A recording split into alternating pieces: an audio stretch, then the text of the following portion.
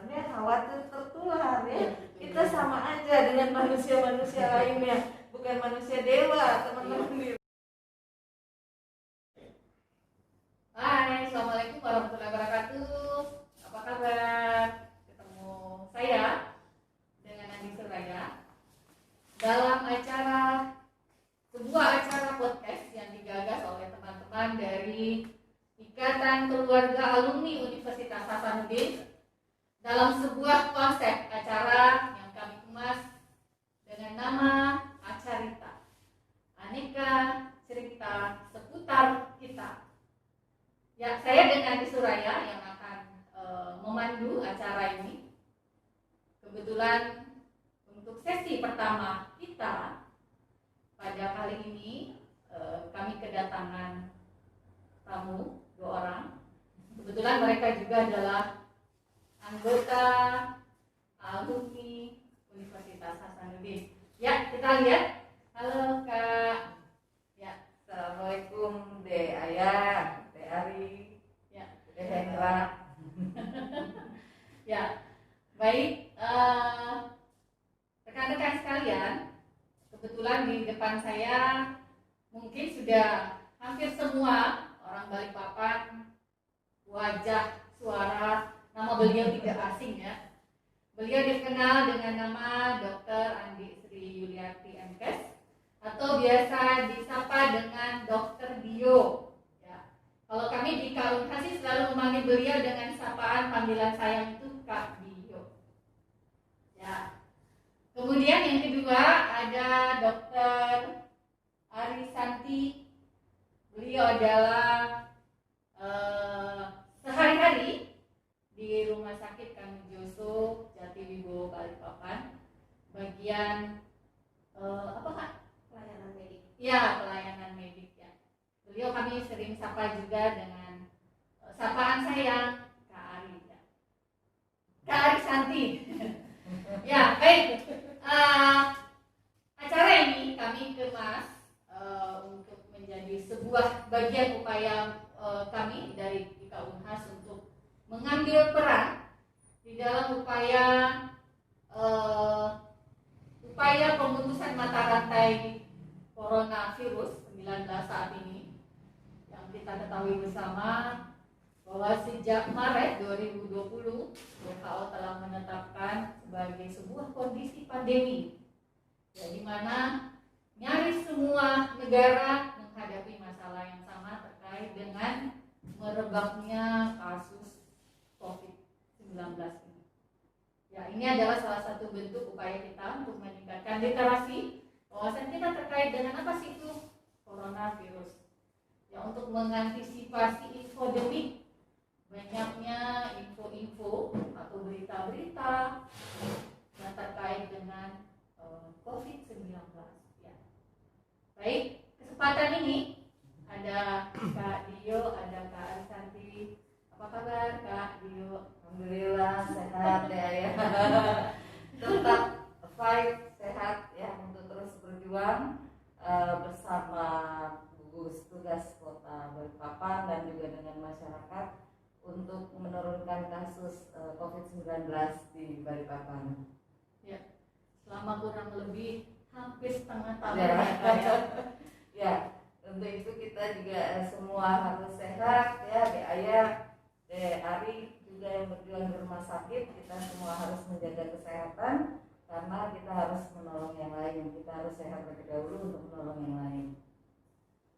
Ya, kondisi saat ini ya, kalau di Indonesia Kaltim juga merupakan yang kelima ya Kak ya, posisi saat ini. Variannya.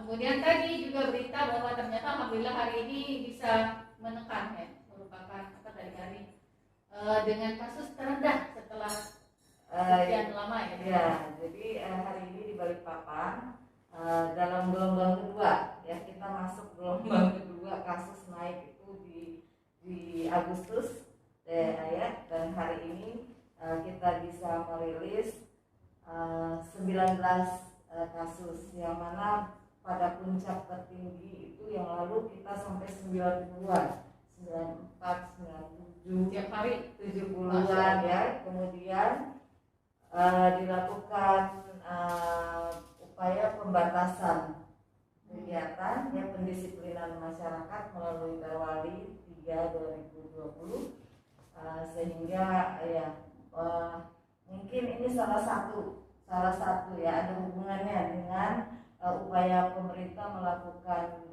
pembatasan pendisiplinan masyarakat sampai akhirnya hari ini kita bisa merilis 19 kasus. Alhamdulillah ya, ini terendah di dalam sejak Agustus. Ya, oh iya, itu terkait dengan pembatasan ya. Ini mungkin salah merupakan satunya ya. Salah satu langkah yang cukup dianggap efektif ya. Bisa cerita nggak apa aja sih program-program pemerintah seperti apa gitu dalam upaya pembatasan itu ya? Karena banyak hal yang sebenarnya pemerintah telah lakukan. Namun dari sekian banyak kegiatan-kegiatan itu mungkin ada 1-2 yang kita bisa jadikan benchmark ya. Bagaimana sih sebenarnya program-program itu bisa dilaksanakan? Terus kira-kira kendala-kendala mungkin ya Kak, karena yang namanya sebuah program pastinya ada pro dan kontra, apalagi terkait pembatasan kegiatan seperti itu ya. Betul, Di Ayah. Jadi secara nasional tentunya kita melakukan upaya pencegahan dan pengendalian COVID-19 harus mengikuti pedoman nasional dulu. Ya, itu yang pertama. Sebelum kabupaten kota membuat inovasinya sendiri. Jadi kita tetap gugus tugas kota Balikpapan tetap pertama mengacu kepada pedoman nasional, di mana untuk penurunan kasus kita diarahkan untuk memperbanyak tracing, ya, memperluas tracing, memperbanyak testing, meningkatkan treatment.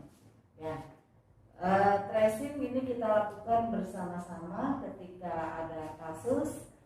Tim surveillance langsung bekerja mencari, kemudian menghubungi ya semua rumah sakit termasuk tempat TRI, ya, kontak-kontak eratnya ada di mana, ya, baik di kantor, di keluarga, itu kita cari, kita lakukan tracing, kemudian kita upayakan dilanjutkan dengan testing. Jadi harus berani melakukan testingnya, berani, jangan menghindar. Dilakukan awal-awal dalam bentuk rapid test, kemudian sekarang sudah banyak sarana alat PCR, kita lakukan swab untuk tegakkan diagnosa, ya. Bahkan sampai saat ini kita masih mengirim spesimen sampel ke Samarinda, ya, karena kita memang banyak sekali. Kayaknya kita sudah punya Kak. Ada, kita kan banyak ya, kita harus kapasitas belum. Ya, karena memang untuk menghentikan rantai penularan kan kita harus cari sebanyak-banyaknya, sebanyak-banyaknya testing, kemudian isolasi, begitu kan? Ya, jadi kemudian kita lakukan treatment. Nah, treatment ini yang bervariasi antar kabupaten kota, ya. Treatment tentu ada treatment di upaya promosi preventifnya, ada treatment di kuratifnya, ada juga treatment di rehabilitatifnya. Untuk promosi tentu sudah banyak kita lihat teman-teman dari media center ini membantu sekali.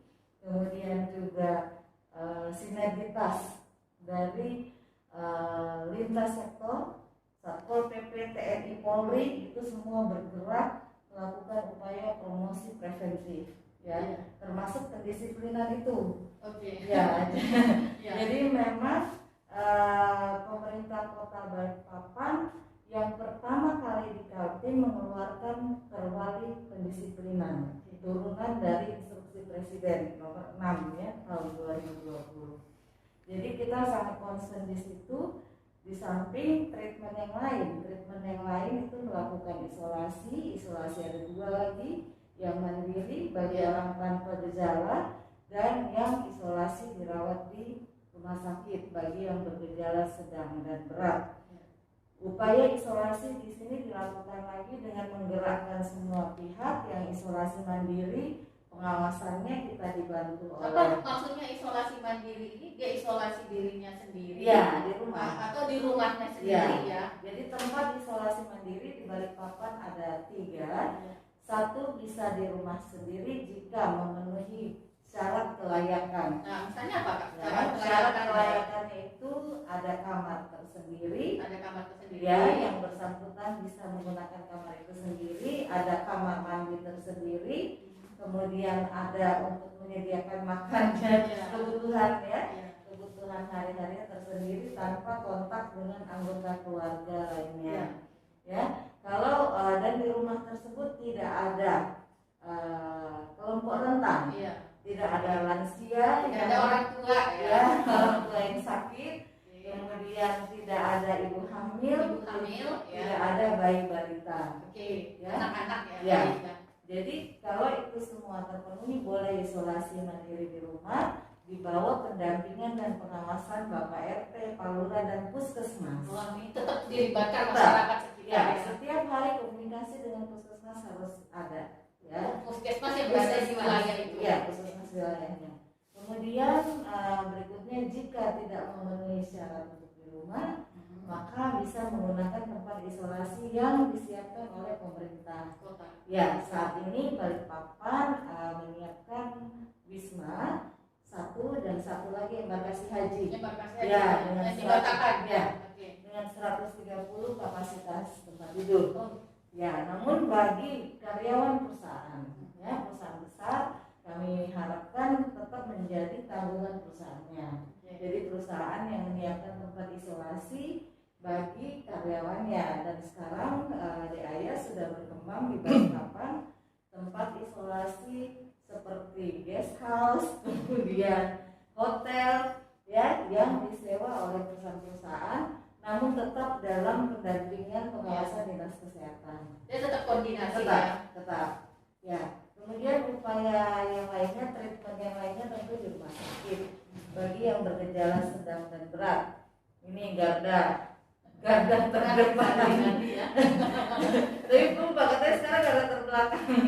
Ya, apapun namanya ya, garda depan belakang, tetapi faktanya sejak awal Covid sampai sekarang teman-teman tenaga medis tetap terus berjuang ya, melayani pasien, mengobati, menyembuhkan. Kemudian Balikpapan tenaga medisnya tidak terserah.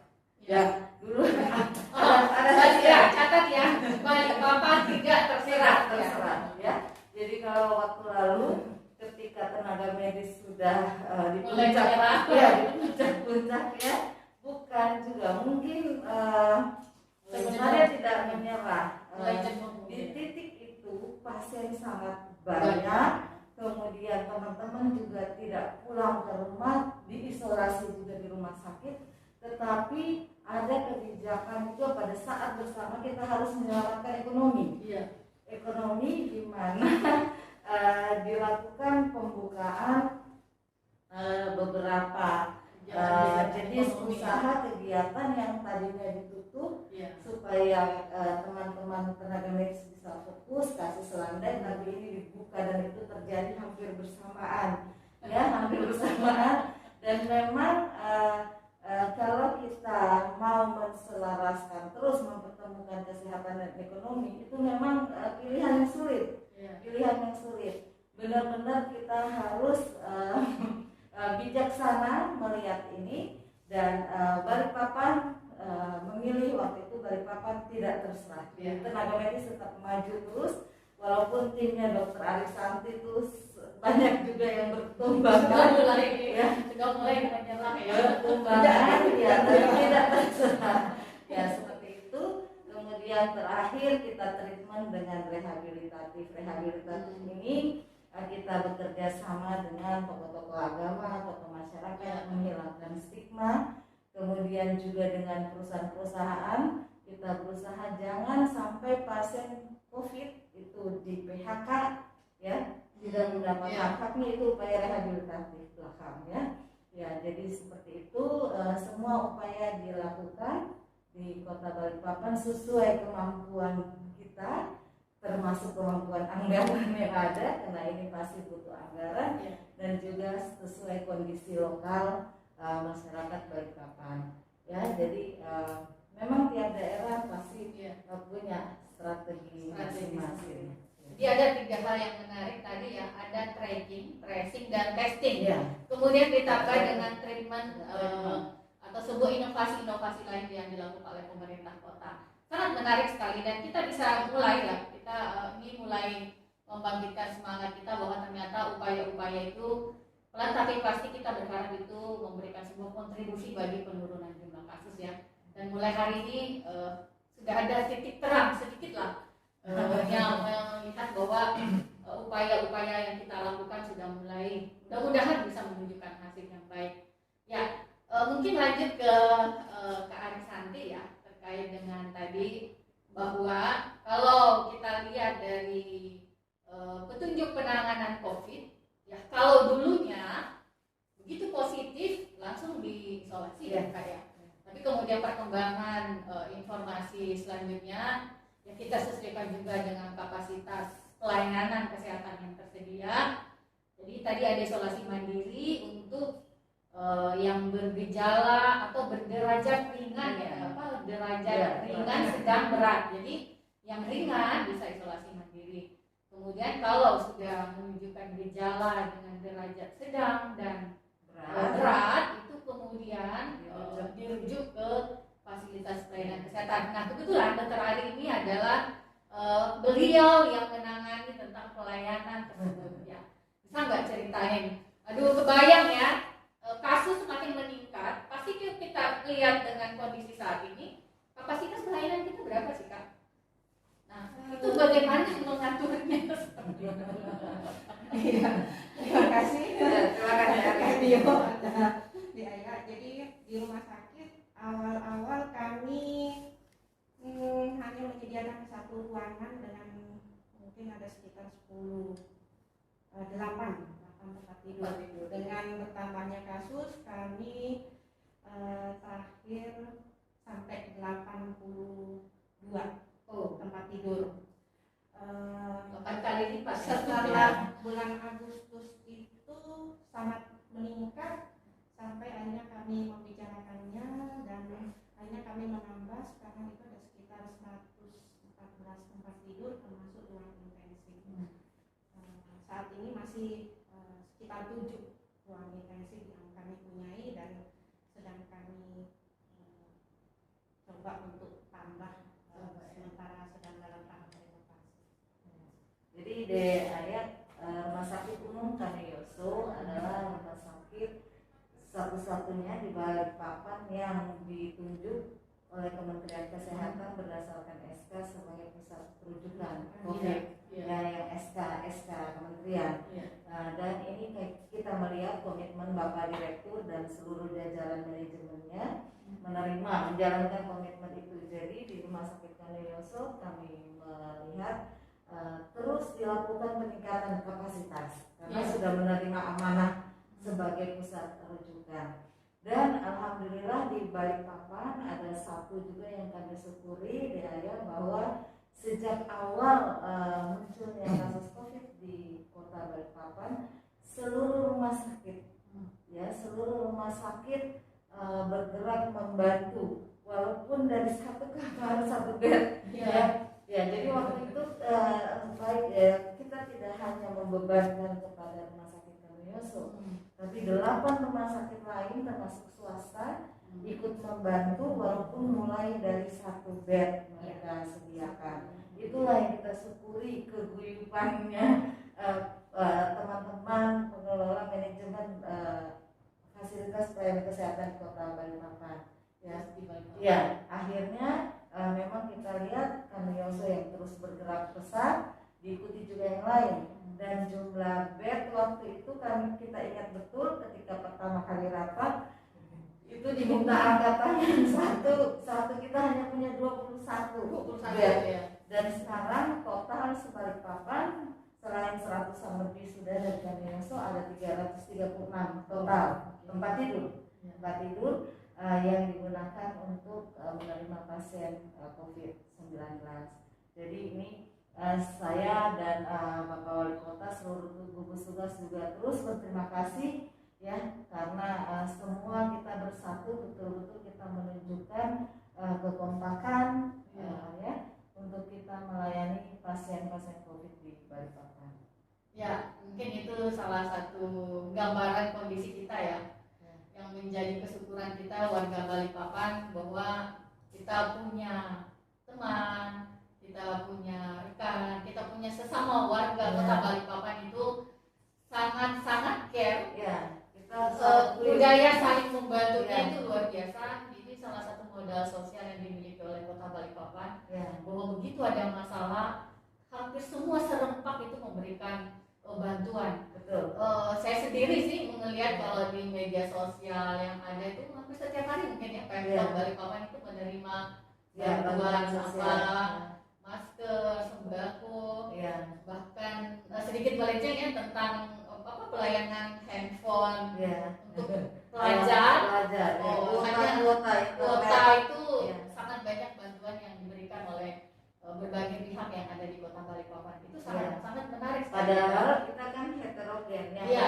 Penduduk kita heterogen. Kita banyak mendata. Ya. Ini Indonesia Mini ada di Balikpapan. Ya, itu sangat menarik sekali ya. Ya, baik rekan sekalian, itu tadi ya kalau kita bicara tentang dari segi tugas nih, Dr. Dio dan Dr. Arisantri terkait dengan tugas dia menjadi bagian dari tim gugus COVID-19 Kota Balikpapan. Boleh nggak sedikit saya tanya ini ya?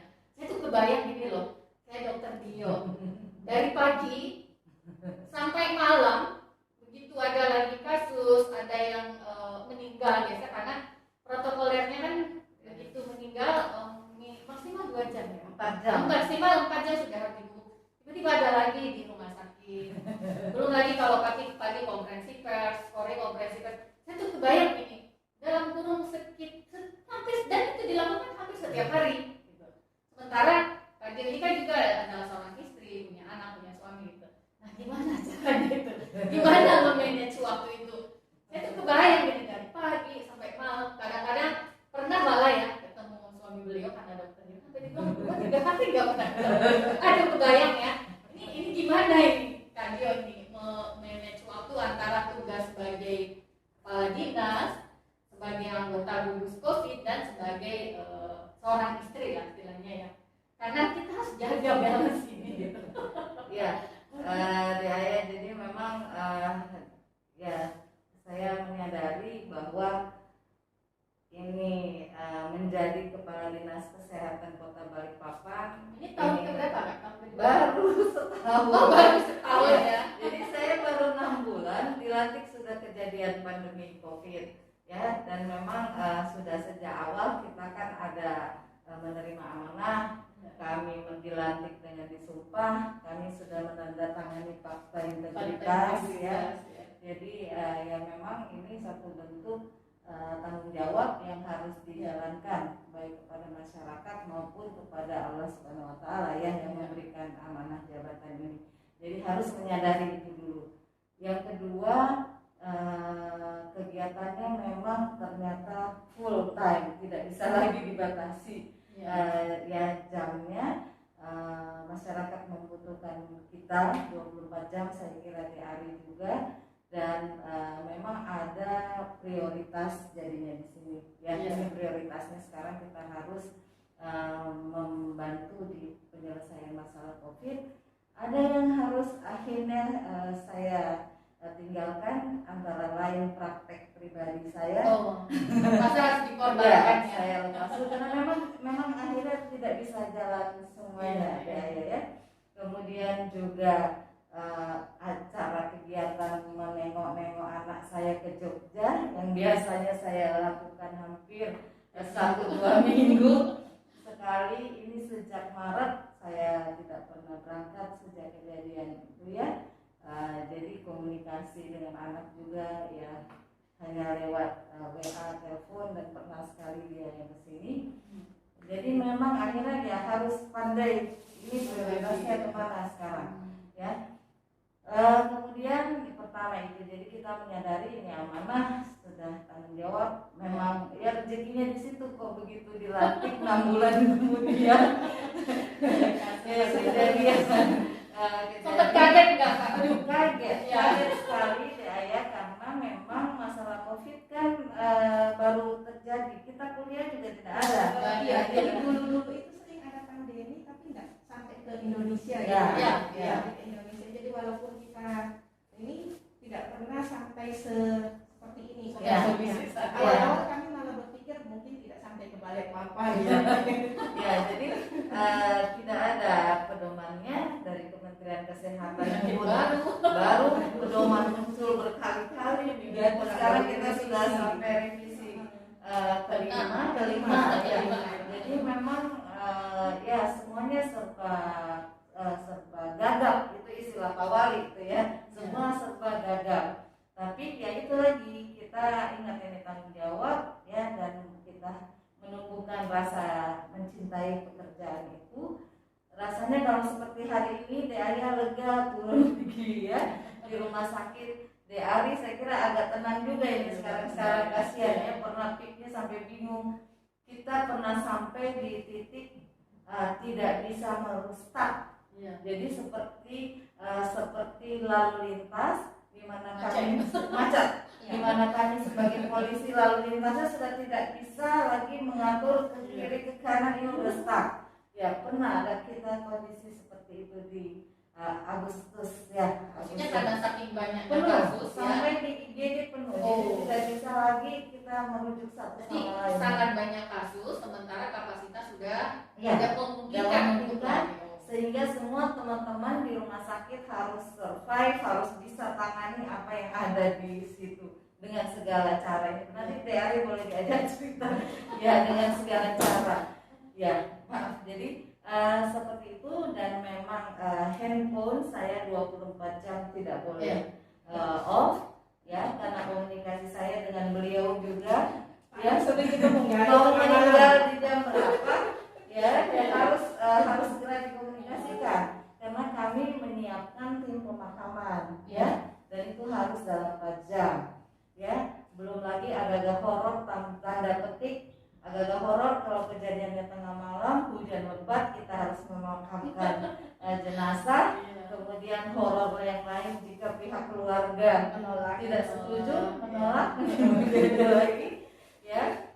Jadi ya memang begitu ya, dan ini dinamikanya menghadapi pandemi COVID memang ya. Dan lagi menjelang sore saya harus mengejar data karena gugus tugas saya sebagai juru bicara juga di gugus tugas harus data selesai ya, seperti jurnalis mau tayang ya, kita harus selesai. Padahal data tersebut selain kami harus lihat dulu muncul di aplikasi All Record Nasional, kami harus konfirmasi ke pasien, verifikasi dulu sebelum rilis.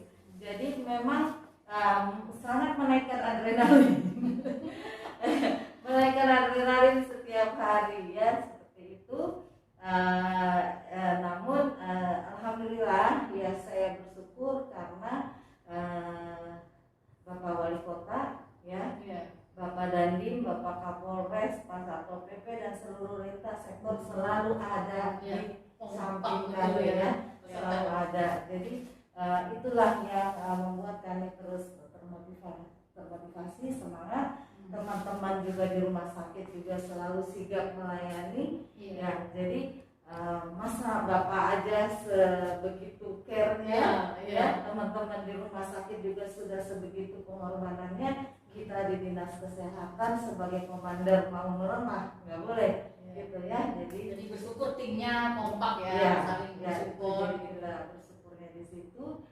Kemudian DAIA lagi bantuan dari masyarakat sendiri ya, dari organisasi profesi, kelompok-kelompok paguyuban ya, semua bergerak di perusahaan ya, semua bergerak. Bantuannya itu bukan hanya bantuan dalam bentuk aktivitas, ya, makanan diantar ke rumah saya, makanan edukasi ya.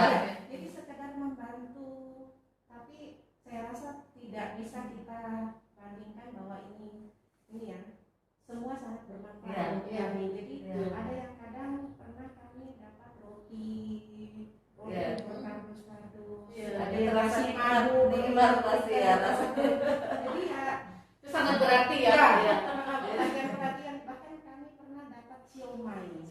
Beberapa orang kami dikasihin siomay. Ya paling tidak kami merasa ada orang lain yang ikut. APD mungkin ya, APD kan memang kami butuhkan, tapi yang bentuk-bentuk perhatian seperti ini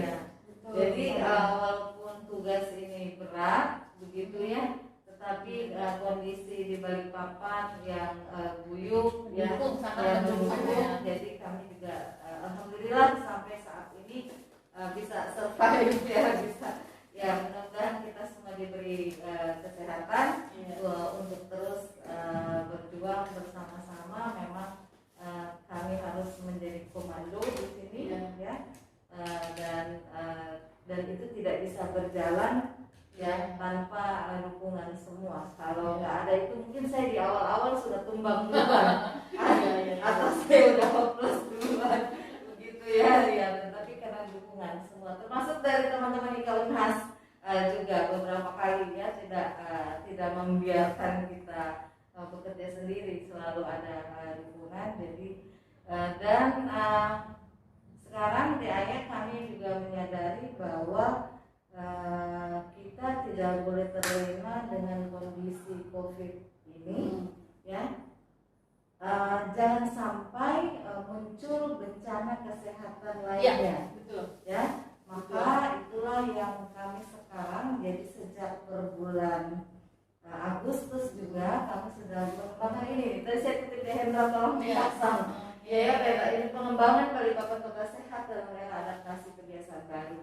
Jadi kita ingin agar Balikpapan tetap terjaga ya, tetap menjadi kota sehat dengan indikator-indikatornya. Jangan sampai DBD meledak lagi, bingung lagi beliau nanti ya. Jangan sampai kematian ibu dan bayi naik, kemudian jangan sampai TBC, HIV, AIDS itu terlupakan.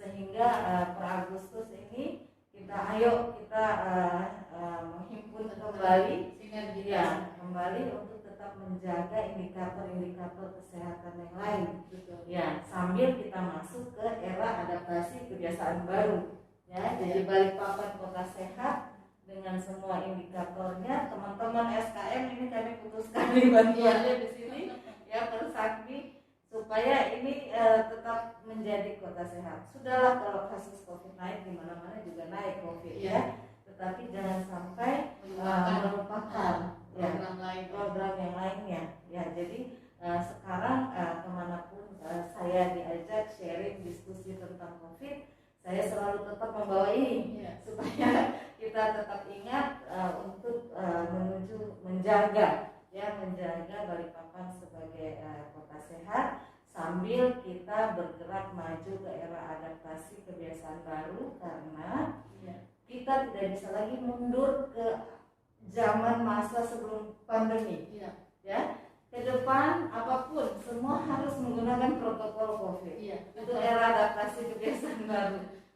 New normal life ya, apapun ya. Jadi mari kita bersiap masuk ke era adaptasi kebiasaan baru, termasuk di dunia kesehatan. Ini ada yang menarik ya, bahwa tadi dari perbincangan bahwa mengingatkan kita bahwa jangan sampai dengan COVID ini kita kemudian mengabaikan kegiatan atau tujuan-tujuan atau indikator-indikator kota sehat yang lainnya, bahwa ada banyak kasus terkait dengan masalah kesehatan itu tetap menjadi prioritas. Itu menarik sekali Kak ya.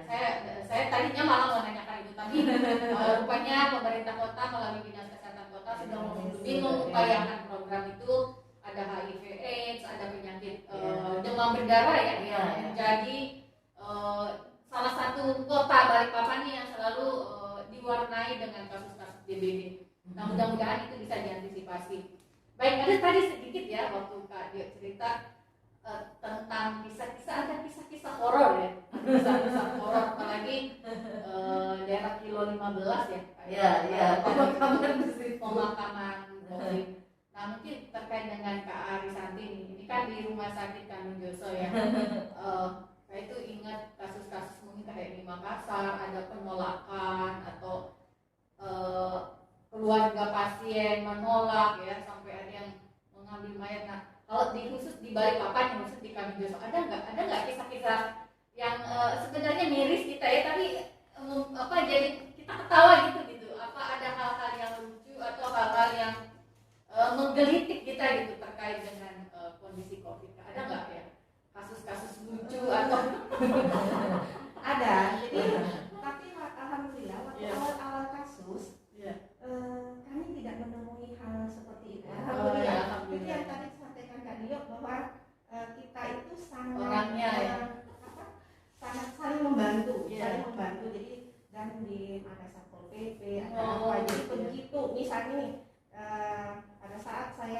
dikabarin bahwa ada pasien meninggal, itu teman-teman di ruangan yang sedang tugas menghubungi. Kemudian saya akan menghubungi dinas kesehatan, apakah ke Budio jam berapapun. Jam berapapun, kalau jam berapapun ini Kardio tidak bangun, Bu Ani. Jadi namanya Kak Arisati di HP itu udah digaris besar ya, tidak dibuang gitu. Ini penting nih. Jam berapapun itu kami menghubungi, kemudian begitu terhubung saya menyampaikan ini meninggal. Kalau awal-awal kan kita kesulitan dengan PCR, kadang belum ada hasil itu sudah kemudian meninggal karena dikirim. Tapi alhamdulillah selama waktu awal-awal kasus itu tidak ada penolakan seperti itu, begitu kami jelaskan, oke. Tapi di tengah-tengah yang waktu di daerah-daerah lain mulai muncul, misalnya kasus di Sulawesi, sampai begitu saya masih waktu itu dihubungi teman, saya bilang alhamdulillah selama ini saya masih lancar. Kemudian kejadian di mana mereka merasa bahwa kami itu mengada-ngada, kan kadang untuk menyatakan seorang terkonfirmasi positif itu kalau di PCR 1 kali negatif kita harus ulang. Nah, pada saat pengulangan ini kemudian dia menjadi positif, pas meninggal ini kadang jadi disangkanya bahwa dia kami positifkan karena dia pas meninggal. Nah, itu suka keributan di situ. Jadi pernah satu kali saya dengan Bu Alwi itu komunikasi, kita sudah jelaskan tidak mau, sampai akhirnya Bu Alwi itu membawa polisi. Kalau saya telepon Bu Alwi itu sampai dia bawa pasukan gitu. Semua sudah muncul. Kami pernah sampai jam 12 malam itu hanya menjelaskan. Akhirnya kami turun. Biasanya kan begitu kami proses di rumah sakit selesai, keluarga bisa melihat. Kalau kami keluarganya bisa melihat di ruang petugas yang ada CCTV-nya, jadi dia bisa lihat proses laboratoriumnya. Bukan, proses jenazah. Pemulasaran jenazahnya akan bisa lakukan dan mereka bisa lihat di CCTV karena kan tidak boleh masuk ke dalam. Nah, itu sampai kami akhirnya muncul semua, kita jelaskan sampai jam 12-an malam. Biasanya kami tidak pernah muncul, kecuali ada yang kasus-kasus penolakan seperti itu, sampai akhirnya Bu Ali muncul, saya muncul, dari rumah sakit menjelaskan, dari dinas menjelaskan, ada bantuan Satpol PP, ada dari polisi, ada dari mana, itu semua muncul membackup kami, kita jelasin ke keluarga, alhamdulillah. Tapi ada juga yang sampai kita datangkan seperti itu tetap, tapi memang kayak itu hasil kalau kita lihat gambarannya bahwa memang orang ini positif. Hanya saja karena saat masuk itu belum selesai PCR, hasilnya belum ada. Tapi kalau dilihat dari gambaran klinis maupun mungkin pemeriksaan penunjangnya, gambaran radiologi paru-parunya itu sangat menunjang itu, tapi dia tetap tidak mau. Akhirnya ya sampai datang semuanya dia tetap meminta pulang akhirnya, tapi diambil jenazahnya. Saya pikir daripada kita ribut daripada terjadi mungkin kayak di tempat-tempat lain, saya lihat ada pemukulan dan sebagainya, kalau kami sangat menghindari itu ya sudah. Tapi kami komunikasi dengan dinas, dengan Bu Ali, dengan Bu Dio, oke, jadi jenazah kami keluarkan dari rumah sakit, kita kembalikan ke keluarga. Dari pihak dinas kesehatan akan mengobservasi keluarga dan sekitarnya. Tetap akan ada tindak lanjut ya. Karena kalau yang tadi kejadiannya itu begitu besoknya keluar hasil itu hasilnya positif. Nah, itu yang jadi sebenarnya kita kan menjaga keluarga ya, menjaga keluarga dan masyarakat, tapi kadang-kadang ada yang merasa ya dengan pandemi ini ada banyak yang menyatakan dukungan, banyak yang mengerti, tapi ada juga yang merasa bahwa kami di rumah sakit mencari keuntungan dengan itu, dapat macam-macam, sehingga itu yang membuat masyarakat merasa bahwa kami sengaja mengkonflikkan istilahnya, tapi untuk mendapatkan keuntungan kita di pihak rumah sakit. Jadi setelah itu dinas kesehatan lah yang akhirnya kan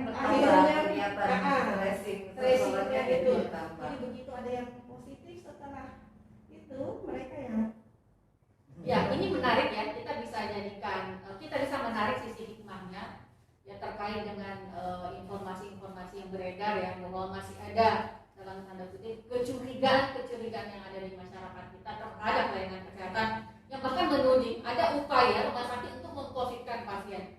Padahal sebenarnya tidak seperti itu ya. Memang antara pemeriksaan ini memakan waktu, kemudian ada prosedurnya. Tapi menarik tadi ya yang dibahas oleh Dr. Arisanti bahwa memberikan pengertian kuncinya ya, memberikan informasi sebanyak-banyaknya, memberikan akses kepada keluarga untuk menyaksikan jenazah, bagaimana proses penanganan pemulasaran jenazahnya sampai dibungkus, kemudian akan dibawa ke pemakaman. Saya rasa itu setidaknya memberikan mereka semacam informasi ya. Dari situ mungkin mereka akan berpikir bahwa ternyata tidak seperti itu gitu. iya. Mungkin teman-teman di daerah lain bolehlah mencontoh itu ya. Bagaimana di Balikpapan memberikan informasi ya pada saat kita bisa membayangkan ya bagaimana kondisi keluarga dalam keadaan berkabung kemudian mendapatkan berita seperti itu, belum lagi mereka berpikir ada stigma yang akan mereka dapat ya. Nah, tapi upaya dari teman-teman di pelayanan kesehatan khususnya Balikpapan ini saya rasa itu bisa menjadi contoh ya bahwa kita memberikan mereka informasi sebanyak-banyaknya, kita berkomunikasi dengan baik, bagaimana semua pihak terlibat ya, kalau perlu mendatangkan Kodam ya, komandan mendatangkan dari dinas kesehatan kota, jadi kurang apa lagi loh informasi yang diberikan. Saya rasa itu menarik ya, bisa dijadikan benchmark buat teman-teman di daerah lain. Ada ini, Ya. ada juga saya pernah lihat, baca, dengar gitu, mereka meragukan terus menyatakan, mungkin karena kalau mereka nggak lihat ya, ada yang menyatakan organnya diambil untuk penelitian, jadi kami itu berusaha supaya mereka paham. Iya. Kalau kami tahu bahwa saat kami hubungi dia keluarga tersebut tidak sedang dalam isolasi mandiri, karena kadang-kadang begitu dirawat ternyata setelah di tracing dari dinas kesehatan keluarganya juga ada yang positif, tapi yang tidak isolasi mandiri itu kami perlihatkan ini loh gambarnya. CCTV. Ya, lewat CCTV kita dampingi. Ini ada beberapa yang awalnya dalam kondisi mungkin dia marah atau apa, tapi begitu melihat bagaimana kami memperlakukan jenazah sesuai dengan syariat Islam, kalau dia beragama Islam sesuai dengan agamanya masing-masing, begitu dia lihat akhirnya dia Terenyuh juga ya. iya. Kadang-kadang saya pernah mendampingi sampai mereka itu kami habis ini mau sholatin, tapi begitu dia lihat bahwa oh ini diapain Bu, oh ini sebentar sedang di ini lagi mau disolatin, jadi kami di dalam itu sudah langsung mensolatkan kalau dia Islam. Akhirnya dia tidak, sudah disolatin, Udah tahu ya. tidak berkumpul lagi untuk sholat lagi seperti itu. Ya, jadi Dek Aya dan mungkin seluruh warga Kota Balikpapan bahwa di dalam menegakkan diagnosa COVID-19 pada seorang pasien itu ada pemeriksaan penunjang lain ya yang bisa mengarahkan dokter untuk bertahap mengarah ke diagnosa COVID sambil menunggu hasil swab ya. Jadi pertama kita bisa melihat dari ronsen paru-parunya ya. Dari ronsen paru-paru itu ada gambaran khas pada pasien-pasien COVID ya. Kemudian juga ada pemeriksaan laboratorium dari darah yang diambil begitu, selain dari pemeriksaan fisik lainnya dan juga anamnesa, riwayat kontak, riwayat perjalanannya seperti itu, dan tetap dilakukan rapid test di awal ya sambil menunggu swabnya. Jadi tidak semata-mata hanya hasil swab yang kita jadikan dasar untuk menegakkan atau mengarahkan diagnosa itu ya. Jadi kadang di sini masalahnya karena masyarakat tahunya hanya swab. Ketika swab tidak ada atau belum selesai ya dianggap terlalu cepat dokter mengcovidkan gitu. Padahal dokter berangkat dari melihat banyak pertimbangan lain sebelum hasil swab. Iya, iya, iya. Gitu. Ya artinya tidak harus menunggu hasil ya. Ya. Kalau keadaan kemudian tiba-tiba pasiennya dinyatakan meninggal, dokter kemudian melihat segala bentuk gejala klinis yang telah dilihat, kemudian bisa menegakkan diagnosa tanpa harus menunggu daripada hasil swab. Ya, dan dari pedomannya memang juga diatur seperti itu. Ada yang kasus Ya, probable. ada probable istilahnya. Jika kasus probable hasil swab belum keluar, maka diarahkan pemakaman tetap sesuai dengan protokol COVID-19. Dan saya kira itu pun sejak awal-awal pasien masuk, teman-teman di rumah sakit sudah memberitahu pasti. Iya. Kita ada info concern Kepada pasien dan keluarga. Jika terjadi kemudian dia setuju isolasi, kemudian terjadi sesuatu dalam masa isolasi di rumah sakit, maka dia setuju untuk dimakamkan secara COVID. Seperti itu. Jadi di awal sebelum Di awal masuk sudah. ya. Ya. Nah, jadi ada beberapa kasus yang kalau kita lihat mungkin kita ada juga agak ragu gitu, nggak yakin betul, belum kalau misalnya gambaran radiologis, gambaran parunya tidak begitu kelihatan, tapi ada beberapa yang memang khas, tapi hasil swab belum keluar, itu kami tetap bertahan. Iya.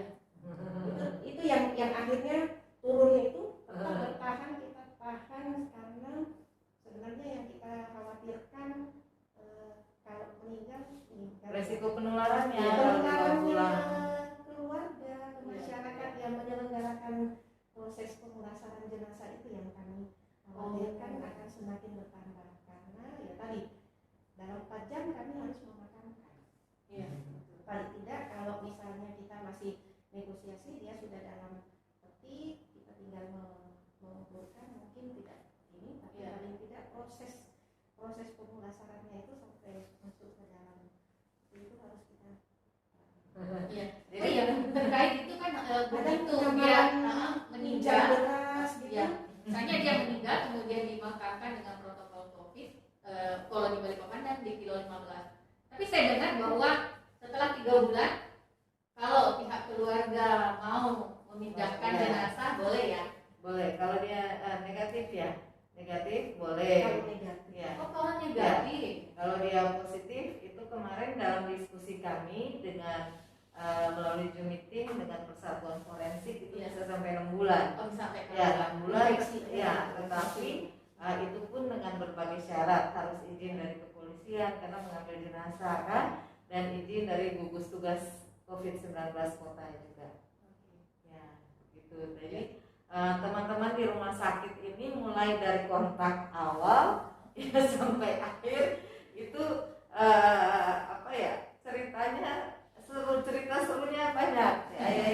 Karena bagaimanapun di kontak awal teman-teman tenaga medis juga sebenarnya khawatir tertular ya. Kita sama aja dengan manusia-manusia lainnya, bukan manusia dewa teman-teman di rumah sakit. Ya, jadi kalau ada kasus masuk di situ mereka juga pasti sudah mulai debar-debar juga, sudah mulai stres juga, ini masih bagaimana supaya tidak tertular ya. Jadi sampai sekarang petugas kami masih disiapkan tempat isolasi. isolasi. Jadi yang bertugas terutama perawat ya, perawat itu ruang wisma kami itu diperuntukkan bagi mereka yang jadi yang bertugas di ruang isolasi, mereka setelah pulang Tidak dinas, pulang tidak ke rumah kembali ke juga. rumah. Tidak balik ke rumah. Ya, Tidak, diisolasi karena mereka juga. juga misalnya ya kayak mungkin pasien lainnya di rumahnya ada bayi, di rumahnya Iya. ada orang tua, Jadi setelah sekian lama ini ada Ya. yang belum bertemu ada keluarga. yang pulang, cuman maksudnya itu tidak setiap hari Tidak pulang setiap ke hari, rumah. ya. Jadi kadang kalau mereka habis dinas malam yang libur 2 hari, nah mereka pulang sehari balik lagi untuk lihat. Menjaga juga kontak gitu Ya, kami menjaga kontak kita dengan keluarga. Ya, apalagi kan kalau kita bisa pahami ya bahwa tenaga kesehatan adalah salah satu orang dengan high risk Ya. untuk tertular daripada penularan COVID itu. Namun di lain sisi, tenaga kesehatan ini adalah ibarat benteng pertahanan terakhir kita untuk dalam menanggulangi COVID ini ya. Kita berharap mudah-mudahan teman-teman yang terlibat dalam tenaga medis dan tenaga pendukung lainnya tetap dalam keadaan sehat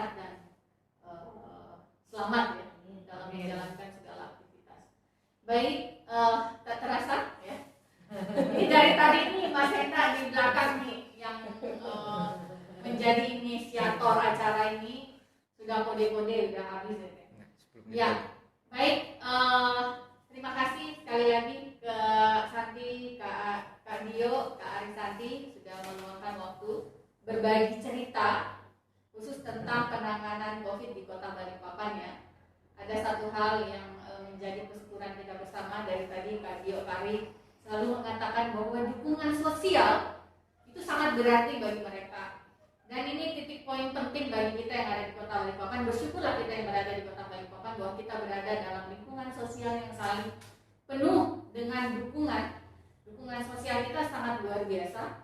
Dr. Ari, Dr. Santi, Dr. Dio sudah berkali-kali mengatakan, lagi dukungan dari pemerintah kita, kekompakan daripada segala elemen, unsur pemerintah, unsur masyarakat, itu sangat terasa di dalam program penanggulangan COVID ini. Dan titipan tadi lagi bahwa mudah-mudahan ini tidak mengganggu konsentrasi kita terkait dengan program kesehatan lainnya. Ya, program kesehatan lainnya tetap berjalan. Jadi segala masalah-masalah kesehatan itu bisa kita tangani dengan baik. Ya, demikian obrolan singkat kita hari ini. Dan Saya boleh titip satu ya? Oh boleh, silakan. Ya, jadi mungkin sebagai closing dari sharing session kita sore ini, bahwa saat ini di Kota Balikpapan walaupun kasus cenderung menurun, namun kami melihat ada pengembangan kasus pada klaster keluarga. Ya, karena itu kami klaster yang sudah teridentifikasi apa aja? Jadi klaster pertama kali yang ramai itu kan klaster memang pekerja di posisi 3 ya. Kemudian muncul klaster-klaster perkantoran, ada perbankan, kemudian muncul kantor-kantor pemerintah juga, sempat kita WFH ya. Kemudian muncul klaster pasar, pedagang pasar ya. Kemudian muncul klaster buruh ya. Jadi sepertinya memang ada tren-tren yang muncul, dan sekarang ini yang muncul adalah klaster keluarga ya, di mana sudah mengenai orang tua yang lansia di rumah dan mengenai anak-anak, terutama bayi balita ya. Karena itu hari ini kita merilis ada 2 balita yang terkonfirmasi. Karena itu kami jadi anak-anak punya ya sudah menjadi. Karena itu kami pesankan di akhir session ini bahwa sekarang sedang menonjol klaster keluarga. Untuk itu mari kita melindungi keluarga-keluarga kita. Bagi anggota keluarga yang memang masih harus beraktivitas di luar rumah, tolong benar-benar menjalankan protokol COVID, pakai masker, jaga jarak di luar rumah, cuci tangan, dan saat kembali ke rumah satu hal, langsung mandi. Ya, mandi. Jadi jangan lagi seperti dulu langsung say hi, pelukan seluruh anggota keluarga, salim dan sebagainya. Tetapi sekarang kita era adaptasi kebiasaan baru. Kebiasaan baru masuk rumah adalah langsung mandi, ya. Bersihkan diri dulu sebelum bertemu dengan anggota keluarga lainnya. Dan jika memang di dalam rumah ada kelompok rentan, tetaplah memakai masker, minimal masker kain jika berhadapan jarak dekat dengan mereka. Mohon sekali karena ini resikonya penularan sangat erat, tinggi. Ya, pasti Dr. Arisanti juga merasakan di rumah sakit saat ini klaster keluarga meningkat ya, mengenai ibu hamil, mengenai bayi balita, bayi 4 bulan.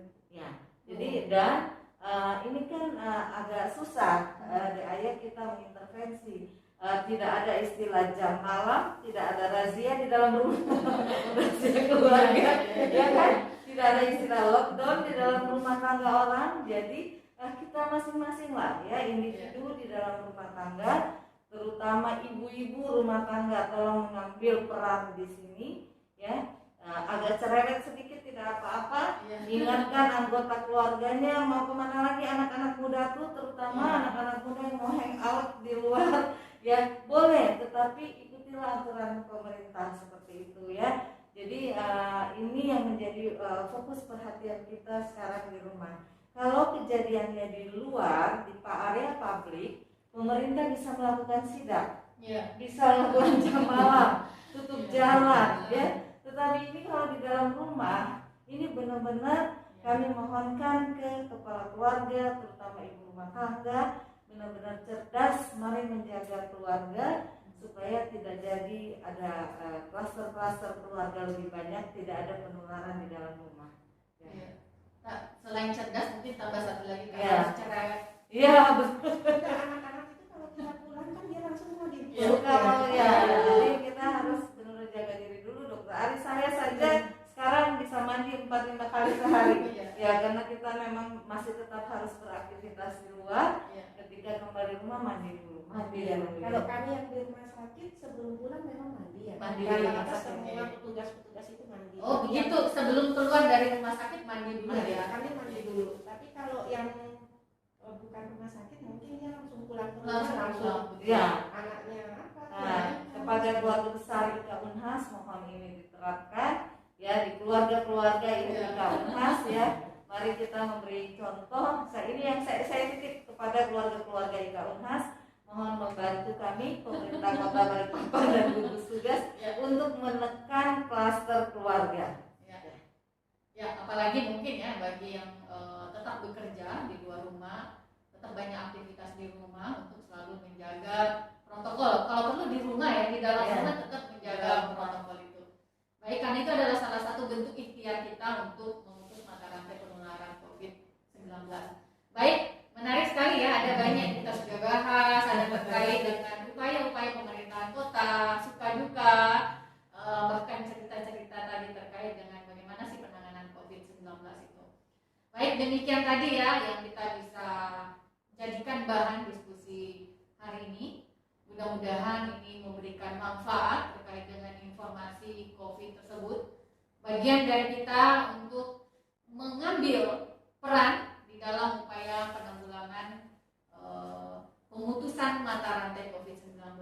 Kita berharap segera pandemi ini berlalu, wabah ini berlalu, kita semua sehat, kita semua bisa survive dan bisa memasuki hidup normal yang sesungguhnya ya. Itu yang kita harapkan. Ya, demikian tadi lebih dan kurangnya kami mohon maaf. Terima kasih sekali lagi Kak Dio, Kak Sardi telah berbagi sharing informasi. Mudah-mudahan ini memberi manfaat. Doa kami Bapak Ibu yang mendengarkan siaran ini selalu tetap dalam keadaan sehat, bisa menjalankan protokol COVID-19. Kita bisa bersatu melawan COVID. Balikpapan tidak terserah. Demikian dari kami. Billahi taufiq wal hidayah. Wassalamualaikum warahmatullahi wabarakatuh. Waalaikumsalam warahmatullahi wabarakatuh.